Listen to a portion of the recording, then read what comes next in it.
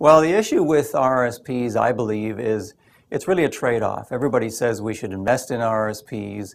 They talk about the magic of compounding. And compounding can be magical if you've got a very positive rate of return, like, for instance, 8 or 10%. Compounding is magical. Unfortunately, many people aren't getting anywhere near that positive rate of return.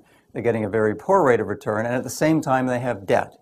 And I have always said, since the first book I wrote, that retiring totally debt-free, including the mortgage, is a key objective. People should be aiming for total debt freedom.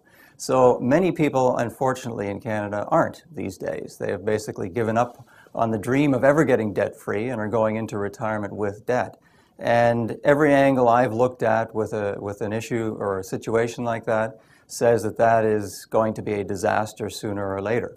So I say to people, look, when it comes to deciding whether to make an RSP contribution, you've got to think about what your debt situation is.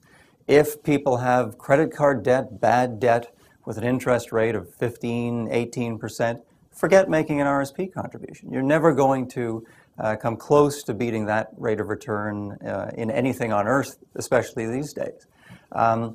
So that's why I would say for people in that situation that paying off debt trumps the RSP. On the other hand, if we have an individual who has been doing pretty well on their RSPs and the only debt they have is a mortgage at a low interest rate that they're well on schedule to pay off before retirement, then fine, keep up the current strategy. That's not a problem. The people who have the problem are the people who are ignoring their debt, thinking that it's going to go away, and it doesn't go away easily.